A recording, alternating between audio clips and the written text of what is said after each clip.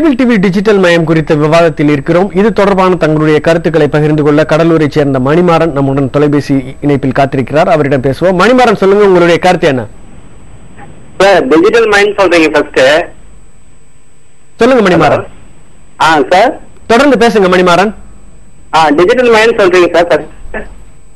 ஆனா எங்க ஃபர்ஸ்ட் தமிழ்நாடு அரசு கேபிள் டிவி என்ன எங்களுக்கு சிக்னலே கிடைக்க மாட்டேங்குது சார். சொல்லுங்க, தொடர்ந்து பேசுங்க மணிமாறன். உங்களுடைய கருத்தை முழுமையா பதிவு செய்யுங்க. அதான் சார், தமிழ்நாடு அரசு கேபிள் டிவி சிக்னல் எங்க முதல்ல அரசு கேபிள எங்களுக்கு கொடுக்க மாட்டேன்றாங்க. நாங்க எப்படி சார் அதை பத்தி மற்ற டிஜிட்டல் பத்தி பேசுறது முதல்ல? மணிமாறன், உங்களுடைய கருத்துக்களுக்கு நன்றி மணிமாறன். அதாவது இவர் கூறுவது என்னவென்றால், எங்களுக்கு அரசு கேபிளிலே சரியாக கிடைக்கவில்லை என்று சொல்ல வருகிறார். இவர் முழுமையாக என்ன சொல்ல வருகிறார் என்பது புரியவில்லை. அதாவது மாநிலம் முழுவதும் சென்னை தவிர்த்த பிற பகுதிகளில் அரசு கேபிள் டிவி தான் இருக்கும் நிலையில் எங்களுக்கு அதுவே கிடைக்கவில்லை என்று ஒரு கருத்தை முன்வைக்கிறார். ஆபரேட்டரா அப்படி இல்லைன்னு சொன்னா பப்ளிக்கான கூட நமக்கு தெரியல. இல்ல, பொதுமக்களில் ஒருவராக இருக்கிறார் என்று சொன்னால், பொதுமக்கள் ஒருத்தர்னா அந்த பகுதி ஆபரேட்டர் கேட்டா கண்டிப்பாக கொடுப்பதான் செய்வாங்க ஒழிய இல்லைன்னு இருக்கிறதுக்கு வாய்ப்பே இல்லை. இவர் அப்போ கேபிள் ஆபரேட்டரா இருக்கிறது தமிழ்நாடு முழுக்க நீங்க சொல்றது அரசு கேபிள் தான் இருக்குதுன்னு சூழ்நிலை வரும்போது வேற யார் கொடுக்க முடியும்? அவருக்கு அரசு கேபிள் தான் கொடுக்க முடியும். அதான் இப்ப அவர் நுகர்ந்துகிட்டு அது என்னன்னு தெரியாதே வாழ்ந்துகிட்டு இருக்காரு. நிச்சயமாக. தற்போது மதுரையைச் சேர்ந்த சுப லோகநாதன் நம்மோடு தொடர்பில் இருக்கிறார். அவரிடம் பேசுவோம். லோகநாதன், உங்களுடைய கருத்து என்ன? ஐயா, நான் மயிலிருந்து பேசுறேன். சொல்லுங்க லோகநாதன். என் பேர் சுப லோகநாதன். நான் டிடிஹெச் இன்ஜினியரா இருக்கேன். சொல்லுங்க லோகநாதன். சார், இந்த கேபிள் டிவி அப்படிங்கிறது ஒரு காலம் கடந்த தொழில்நுட்பம். அதை நம்ம தெரிஞ்சுக்கணும். காலத்தின் வளர்ச்சிக்கு ஏற்ற மாதிரி நாம தொழில்நுட்பத்தையும் மாத்திட்டு அதன் கூட நம்ம பயணம் பண்ணாதான் நாம வளர்ச்சி அடைய முடியும். இப்போ நீங்க கேபிள் டிவி ஏற்கனவே நடத்திக்கிட்டு இருக்காங்க. அந்த கேபிள் டிவில பாத்தீங்கன்னா யாருக்கு சிக்னல் வரல. சின்ன உதாரணத்துக்கு அரசியல் ரீதியான நபர்களுடைய தொடர்பு மிக அதிகம். அப்படி இருக்கும்போது அங்க ஒரு பிரச்சனை. சின்ன உதாரணம், எங்க ஏரியாவில் ஒரு தேர்தல் நடந்தது. அந்த தேர்தலில் அவங்களுக்கு கேபிள் டிவி ஒருத்தர் நடத்துறாரு, ஒருத்தர் நடத்தல. அப்படி நடத்தாத அந்த காலகட்டத்தில் அவர் கேபிள் டிவி எல்லாம் கட் பண்ணிட்டு போயிட்டார். ஜெயிச்சவர் என்கிட்ட சொல்றாரு, இந்த மாதிரி பண்ணிட்டு போயிட்டாங்க, ஒண்ணும் செய்ய முடியல, மக்கள் எல்லாம் என்கிட்ட கெஞ்சுறாங்க, நீங்க தயவுசெய்து வாங்க ஏதாவது பண்ணி விடுங்கன்னாரு. நான் அவருக்கு நான் டிடிஹெச் ஒரு 25 டிடிஹெச் 2 நாள் எல்லாத்துக்கும் மாட்டி அவங்களை ஒரு சமநிலைக்கு கொண்டு வந்தேன். இந்த டிடிஹெச்ங்கிறது எப்படின்னு கேட்டீங்கன்னா, நாம கையில செல்போன் வச்சுக்கிற மாதிரி, இந்த கேபிள் அப்படிங்கிறது லேண்ட்லைன் வச்சுக்கிற மாதிரி. இன்னைக்கு இருக்க நிலைமை தொழில்நுட்பத்துல கேபிள் அதாவது செல் வச்சிருக்கிறது நல்லதா அல்லது தொழில்நுட்ப ரீதியா அல்லாத நம்ம போன் வச்சிருக்க நல்லதாங்கிறது உங்க பார்வைக்கு நான் விட்டவேன். இன்னொன்னு அதாவது இவர் சொல்ல வருவது என்னவென்றால், கேபிள் மூலம் இணைப்பை பெறுவதை விட டிடிஹெச் மூலம் இணைப்பை பெறுவது மிகச்சிறந்த ஒரு வழிமுறையாக இருக்கும் என்ற கருத்தை தெரிவித்திருக்காரு. ஒரு அழகான ஒரு கேள்வி அவர் கேட்டாரு. இது நாங்க கேபிள் டிவி லேண்ட்லைன் மாதிரி, இது செல்போன் மாதிரி, எது வச்சிருந்த நல்லதுன்னு கேட்கிறாரு. இன்னைக்கு செல்போன் வந்ததுக்கு அப்புறம் அதுல பேசிட்டு அலைஞ்சு ஆஸ்பத்திரியில போய் இருக்கிறவங்க அதிகமா இருக்கிறாங்கன்னு சொல்லிட்டு மருத்துவ ரீதியாக நிரூபிக்கப்பட்ட ஒன்று. அப்படி நான் சொல்றது வாதத்துக்காக சொல்றேன் ஒழிய இது அதனால அது சிறந்தது என்று சொல்றதுக்கு வாய்ப்பே இல்லை. இன்னும் கேட்டா சாட்ட கூட நீ கேட்டு பார்க்கலாம்.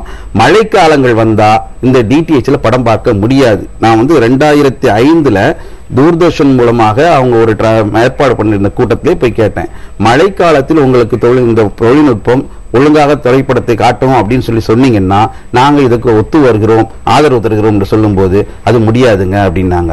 மழைக்காலம் மட்டுமல்ல, ஈரப்பதம் இருக்கின்ற நேரத்தில் கூட இந்த படங்கள் தெரியவது சாத்தியப்பில்லை. அப்படி இருக்கும்போது இந்த தொழில்நுட்பம் வளரும் என்பதற்கு இல்லை. அடுத்து அவர் இன்னொன்னு சொன்னாரு, ஒரு கேபிள் ஆபரேட்டருடைய லைனை கட் பண்ணிட்டாங்க, அப்புறம் நான் இந்த தொழில்நுட்பத்தால செஞ்சு கொடுத்தேன்.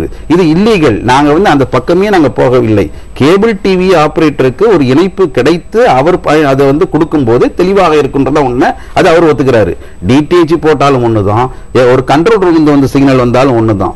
இரண்டுல ஒன்று அவருக்கு தடைபடும் போது இன்னொன்றை எடுத்து கொடுக்கிறேன்னு சொல்லி ஒரு இல்லீகல் ஆவரத்தை தான் அவர் ப்ரமோட் பண்ணிக்கிறார் ஒழிய அது லீகலா கிடையாது. அதுக்கு முன்னாடி ஒரு தொழில்நுட்ப பின்னணி பற்றி சொல்லுவாங்க. டிடிஹெச் ஒரு சிறந்த வழிமுறையாக இருக்குமா அல்லது கேபிள் மூலம் இணைப்பை பெறுவது சிறந்த வழிமுறையாக இருக்குமா? அவர் கேபிள் மூலம் பெறும்போது இருக்கும் சிக்கலை சொல்கிறார். பகை இருக்கும்போது கேபிள் வயரை அறுக்கும் ஒரு பிரச்சனை இருக்கிறது, ஆனால் டிடிஹெச்சில் அந்த பிரச்சனை இல்லை, அதனால் அது ஒரு சிறந்த முறை என்கிறார். தொழில்நுட்ப ரீதியாக எது சிறந்தது என்ற குழப்பம் இன்னமும் தொடர்ந்து நீடிக்கிறது. இல்ல, பேசினவர் டிடிஹெச்சோட தொழில்நுட்பத்தை சார்ந்தவரா இருக்கிறதுனால அவர் அதுக்கு ஆதரவா பேசுறாரு. அது இல்ல. ஆக்சுவலா கேபிள் டிவியில நாங்க ரிசீவ் பண்ணி கொடுக்கறது என்னன்னு கேட்டீங்கன்னா, சி பேண்ட் மூலமா கொடுக்குறோம். டிடிஹெச் வர்றது வந்து கேயூ பேண்ட் மூலமா வருது. கேயூ பேண்டுக்கு வந்து பவர் சப்ளை கொஞ்சம் கூட தேவைப்படுது. அதாவது 10 GHz மேல இருந்தாதான் கேயூ பேண்ட்ல அதாவது டிடிஹெச் ஒர்க் பண்ணும். மழை காலங்கள்ல ரெயின் இன்டரப்ஷன் இருந்ததுன்னா படம் வர்றது நின்னு போயிடும். அண்ட் கேபிள் டிவியை பொறுத்த வரைக்கும் என்னன்னு கேட்டீங்கன்னா சி பேண்ட்ல ரிசீவ் பண்ணி கொடுக்கறதுனால கேயூ பேண்டை காட்டிலும் சி பேண்ட்ல குவாலிட்டி ஹெச்டி குவாலிட்டியும் சரி மற்ற குவாலிட்டியும் சரி அதிகபட்சமா தான் எங்களால ரிசீவ் பண்ணி கொடுக்க முடியும். ரெண்டாவது எடுத்துட்டீங்கன்னா டிடி டைரக்ட் பிளஸ்ங்கிறது தூர்தர்ஷன்ல இருந்து இலவசமாவே டிடிஹெச் கொடுக்குறாங்க. இன்னைக்கு எத்தனை மக்கள் அந்த டிடிஹெச் யூஸ் பண்றாங்கிறது விரல் விட்டு என்ற அளவுக்கு தான் இந்தியா முழுவதுமே இருக்காங்க டிடி டைரக்டா யூஸ் பண்றவங்களே. சோ அதாவது விற்பனைக்காக தனியார் கொண்டு வர்ற டிடிஹெச் அவங்க வந்து நிறைய கவர்ச்சி விளம்பரங்கள் மூலமா மக்களை சென்றடையணும்னு தான் பாக்குறாங்களே ஒழிய தரத்தை பத்தி அவங்க இது பண்றதே கிடையாது. இப்ப கட்டாச்சுன்னா என்னங்கறத பத்தி யாருமே சொல்ல போறது கிடையாது. ஆனா இதே டிஜிட்டல் தொழில்நுட்பம் 2014 இதுக்கு முன்னாடி பேசினவருக்கும் நான் சொல்லிடுறேன். 2014 ஆல் ஓவர் இந்தியா டிஜிட்டல் தொழில்நுட்பத்தின் மூலமாகத்தான் கேபிள் டிவி ஒளிபரப்பணுங்கிறது அரசாங்கத்தோட கட்டாயம், அரசாங்கம் கொடுத்துக்கிற டெட்லைன். சோ அதுக்குள்ள எல்லாருமே டிஜிட்டல் தொழில்நுட்பத்துக்கு மாறிடுவாங்க. சோ கடலூர்ல இருக்கிறவருக்கும் டிஜிட்டல் தொழில்நுட்பம் சென்றடையத்தான் போகுது. அதன் மூலமாக அவர் இன்டர்நெட், டெலிபோனு, மற்ற வேல்யூ ஆடட் சர்வீஸ் எல்லாமே அதாவது கேபிள் டிவி மூலமாகவே பெற முடியும். டிடிஹெச்ல அந்த விஷயங்கள் சாத்தியம் இல்லை. ஆவடியைச் சேர்ந்த செல்வகுமார் தன்னுடைய கருத்தை பகிர்ந்து கொள்வதற்காக நம்முடன் தொலைபேசி இணைப்பில் இருக்கிறார். அவரிடம் பேசுவோம். செல்வகுமார், உங்களுடைய கருத்தை சொல்லுங்க. செல்வகுமார். ஹலோ, சொல்லுங்க செல்வகுமார். ஆவடியில கேபிள் ஆபரேட்டர் தான் சார் பேசுறேன். சொல்லுங்க செல்வகுமார். இங்க இப்ப வந்து செட்டப் பாக்ஸ் வந்து சொல்லியிருக்காங்க 1000 ரூபாய் 1500 ரூபாய் ஒவ்வொருத்தரும் ஒரு ரேட் சொல்றாங்க. சொல்லுங்க செல்வகுமார். உங்களுடைய தொலைக்காட்சியின் ஒலி அளவை குறைத்து வைத்து விட்டு நீங்கள் தொடர்ந்து பேசலாம் செல்வகுமார். Okay sir. சார் இப்ப வந்து 1200 ரூபாய் இன்னும் பொதுமக்கள் வந்து இன்னும் வாங்க முடியல. அது வந்து எக்ஸ்டெண்ட் பண்ண முடியுமா? இப்ப வந்து கட்டாயப்படுத்துறாங்க வாங்கி ஆகணும், போட்டே ஆகணும்ட்டு. உங்களுடைய கருத்துக்களுக்கு நன்றி செல்வகுமார். அதாவது இவர் சொல்லும் கருத்து என்னவென்றால், எங்களால் அந்த காலகட்டத்திற்குள் பணத்தை செலுத்த முடியவில்லை, இதில் பல பிரச்சனைகள் இருக்கிறது, அதனால செலுத்த முடியும் சொல்லல அவரு. பொதுமக்கள் வாங்க முடியலன்னு சொல்றாரு. ஆக பொதுமக்கள் அதுல இன்ட்ரெஸ்ட் காட்டலன்றது அதனுடைய எடுத்துக்காட்டு. அந்த அளவுக்கு தான் இருக்குது. இன்றைக்கு வந்து 1300 ரூபாய் கொடுன்னு கேட்கறாங்க, 1000 ரூபாய் கொடுன்னு கேட்கறாங்க, 500 ரூபாய். இப்ப பார்த்தோம்னா ஒவ்வொருத்தரும் ஒரு ரேட்டை கேட்டுக்கிட்டு இருக்காங்க. செட்டப் பாக்ஸே இல்லாத ரூபாயை கேட்கறதுனால எங்களுடைய மக்கள் ரூபாயை கொண்டு போய் ஆபரேட்டர்கள் வந்து பொதுமக்களிடம் வாங்கி கொண்டு போய் செலுத்தி இருக்கிறோம். இன்னும் செட்டப் பாக்ஸ் கிடைக்கல. இந்த சூழ்நிலை தான் இன்றைக்கு வாழ்ந்து கொண்டு இருக்கோம். செட்டப் பாக்ஸ் இந்தியாவிலே தயார்படுத்தி விட்டு இதை கொண்டு மார்க்கெட்ல கொண்டு விட்டுருக்கணும். இது இப்போது இருக்கிற சூழ்நிலை என்னன்னா, சைனால இருந்து இறக்குமதி செய்யப்பட்ட செட்டப் பாக்ஸ் எல்லாம் இருக்கிறது. சைனாவுக்கு போய் நம்முடைய பணத்தை வாரி கொடுக்க வேண்டும் என்பதற்கு தான் அரசு முனைப்போடு இருக்கிறது. அடுத்து சைனாவுக்கு கொண்டு போய் கொடுத்தாலும் 45 நாட்களாகும் இன்றைக்கு ஆர்டர் போட்டா வர்றதுக்கு. அதுல இன்னொரு சிக்கல் என்னன்னா, இன்றையிலிருந்து அங்க வந்து நியூ இயர் லீவு 20 நாள் இருக்குது. இந்த 20 நாள் லீவ்ல எது ஆர்டருமே எடுக்க முடியாது. ஆக இன்றைக்கு ஆர்டர் கொடுத்தாலும் 65 நாள் கழிச்சு தான் வர வேண்டி இருக்குது. இந்த மாதிரி சூழ்நிலை செட்டப் பாக்ஸ் எங்க இருக்குது, இவங்க எங்க போய் காசை கொடுப்பாங்க, எப்போ வருவாங்க? அவர் கேட்ட அந்த கேள்வி நியாயம். எக்ஸ்டென்ஷன் வேணும், அதுதான் நாங்களும் கேட்கிறது. கேபிள் டிவியை பொறுத்த வரைக்கும் நுகர்வோருடைய உரிமைங்கிறது வந்து மிக மிக முக்கியமாக இருக்கிறது. தாங்கள் விரும்பிய சேனலை பார்க்க முடியாமல் போகிற போது வேறு சில பிரச்சனைகள், சில நேரங்களில் சேனல் சிக்னல்களே வராமல் இருப்பது, இம்மாதிரி பிரச்சனை ஏற்படும் போது யாரிடம் முறையிடுவது? இது ஒரு பெரிய சிக்கலாகவே இருக்கிறது. நாம் எப்போதுமே நமக்கு கேபிள் டிவி சேவை அளிப்பு ஒரு சின்ன ஆபரேட்டரை தான் தொடர்பு கொண்டு இது குறித்து கேட்கிறோம். யாரிடம் இதற்கென்று ஆம்பட்ஸ்மேன் யாராவது இருக்கிறார்களா? எங்கு நாம் இதை குறித்து முறையிட முடியும்? இதுல வந்து இந்தியும் வந்து பாத்தீங்கன்னா கேபிள் ஆபரேட்டரை கொத்தடிமையோட மோசமாக வைத்திருக்கிறது மத்திய அரசு. இப்ப பார்த்தோம்னா எல்லாம் நுகர்வோருக்காக உள்ள சமாச்சாரம் தான் இது சொல்றேன். இப்ப ஏதாவது கம்ப்ளைண்ட் இருந்துச்சுன்னா இதை வந்து பணம் பண்ணி கொண்டிருக்கின்ற அந்த எம்எஸ்ஓக்கள் சில சேனல்களை மறைத்து கொண்டிருக்கின்ற தங்களுடைய அந்த ஆளுமைக்கு உட்பட்டு எல்லாரையும் அடிமையாகி வைத்துக் கொண்டிருக்கின்ற சேனல்களையும் கேபிள் ஆபரேட்டர் வைத்துக் கொண்டிருக்கின்ற அந்த எம்எஸ்ஓக்கள் தான் இது பொறுப்பாக்க முடியும். ஆனா மத்திய அரசு இதுல என்ன சொல்லுதுன்னா, கேபிள் ஆபரேட்டர் தான் கேட்கணும் அப்படின்னு சொல்லுது. கேபிள் ஆபரேட்டர் அங்க இருக்கிற நிர்வாகத்தை தான் பண்ண முடியும். அவனுக்கு ஒரு சிக்னலை லோவா வரும்போது அவன் எதுவுமே பண்ண முடியாது. இந்த மாதிரி சூழ்நிலையில இந்த நுகர்வோருக்கு கேட்கின்ற நீங்க கேள்வி நியாயம் இருக்குது. ஆனா அந்த நுகர்வோர்கள் என்ன பண்றாங்கன்னா, ஆர்வ மிகுதியின் காரணமாக இன்றைக்கு ஒரு செட்டப் பாக்ஸ் கொடுக்குறாங்கனாக்கா கன்சூமர் பிரீமியம் எக்யூப்மெண்ட் பேர் அதுக்கு.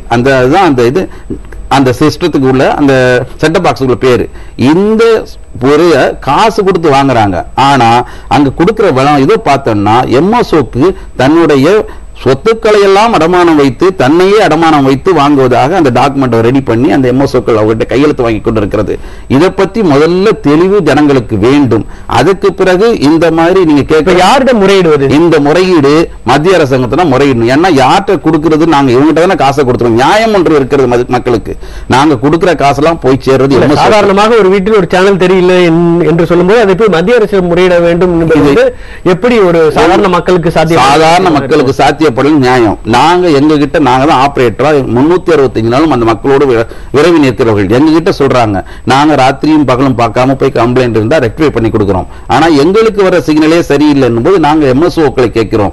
எம்எஸ்ஓக்கள் அதுல பாராபட்சமற்ற நிலையை கடைபிடிக்க வேண்டும் வழியா அவங்க தாண்டோண்டித்தனமாக இன்றைக்கு ஆர்டர் கம்ப்ளைண்ட் கொடுத்தனாக்கா நாளை மறுநாள் வந்து பார்க்கின்ற சூழ்நிலை எல்லாம் இருந்து கொண்டு இருக்கிறது. ஆக இந்த எம்எஸ்ஓக்களை கட்டுப்படுத்துவதற்கு பொதுமக்கள் போய் அங்க கேட்க முடியாதுன்றதால மத்திய அரசு கட்டுப்படுத்த வேண்டும் சொல்றோம். மத்திய அரசு போய் கேட்டா அவங்களால ஒரு முடிவு எடுத்து கொடுக்க வேண்டும். பொதுமக்களுக்கு ஒரு அந்த கேட்கின்ற உரிமை இருப்பது போல மத்திய அரசு செய்து கொடுக்க வேண்டும் என்ற கட்டாயப்படுத்துற உரிமை இருக்கிறது. அது எம்எஸ்ஓக்கள் தான் செய்து கொடுக்க வேண்டும் என்று மத்திய அரசு கட்டாயப்படுத்த வேண்டும். இதன் மூலமாக பொதுமக்கள் கேபிள் ஆபரேட்டர் அணுகலாம். ஆனா அதை கொண்டு போய் சேர்க்கும் போது அந்த எம்எஸ்ஓக்கள் மத்திய அரசு யார்கிட்ட கேட்பது என்பதற்கு ஏதாவது ஒரு அமைப்பு இருக்கிறதா? மத்திய அரசு ஒரு முழுமையாக சாதாரண ஒரு பொதுமக்கள் போய் ட்ராயை போய் அணுக முடியுமா? தாராளம் அணுகலாம். பொதுமக்கள் ஒரு சாத்தியமான ஒரு விஷயம், அணுகலாம் என்பது வேறு. ஆனால் ஒவ்வொரு பொதுமக்களும் ட்ராயை அணுகி எங்களுடைய வீட்டில் இந்த சேனல் வரவில்லை, எங்களுக்கு செய்து கொடுங்கள் என்று ட்ராயிடம் முறையிடுவது என்பது ஒரு நடக்கக்கூடிய காரியமா? மாதம் மாதம் கட்டணம் வாங்கும் கேபிள் ஆபரேட்டரை தான் அவர்கள் அணுக வேண்டியிருக்கிறது. இந்த சூழ்நிலை தான் கட்டணங்கள் கேபிள் ஆபரேட்டர் வாங்குறாங்க. ஆனா அந்த கட்டணத்தை அவர்கள் முழுமையாக அனுபவிப்பதற்கு வாய்ப்பில்லை. ஏதோ இவர்கள் போய் வாங்குகிறார்கள் என்று தெரிகிறது ஒழிய எம்எஸ்ஓக்கள் தான் இதில் பெரும்பங்கு கட்டணத்தை எடுத்துக் கொள்கின்றன. அதற்கு பிறகு இவர்களுக்கு வருகின்ற அந்த சொற்ப பணத்தில் அவர்கள் வைத்துக் கொண்டு தங்களுடைய வாழ்வாதாரத்தையும் அங்கே இருக்கின்ற கேபிள்கள், ஸ்பிளிட்டர், டேப் ஆஃப்கள் அதையும் நிர்வகிப்பதற்காக அவர்களுக்கு அந்த செலவுகளுக்காக அவர் பயன்படுத்துகிறார்கள் ஒழிய இந்த சூழ்நிலையில் பொதுமக்களை பொறுத்தவரையும் இந்த கம்ப்ளைண்ட் வந்தா யாரை பார்க்கணும்னா பணம் கொடுக்கிற கேபிள் டி ஆபரேட்டர் பார்க்கணும் கேறீங்க. இதே விஷயத்த சொல்றேன். டிடிஹெச்ல போய் இந்த மாதிரி மழை வந்த நேரத்தில் நின்னுச்சுன்னா பணம் வாங்குற அந்த ஏதோ ஒரு கடையில இருக்கிற அந்த ரீசார்ஜ் பண்ற கடையில போய் கேட்க முடியாது. நீங்க யாரை போய் கேட்கணும்? அந்த சூழ்நிலை வரும்போது அந்த டிடிஹெச் ஆபரேட்டர் தான் கேட்கணும். அப்படி இருக்கும்போது எம்எஸ்ஓக்களை தான் பொதுமக்கள் போய் கேட்க வேண்டும். எனக்கு பணம் வரலன்றதான் இப்ப நான் உங்களுக்கு சொல்றேன். தொடர்ந்து இது குறித்து பேசலாம். நம்முடன் தொடர்ந்து விவாதிப்பதற்காக தொழில்நுட்ப ஆலோசகர் ஜான் கென்னடியும் தொடர்பில் இருக்கிறார்.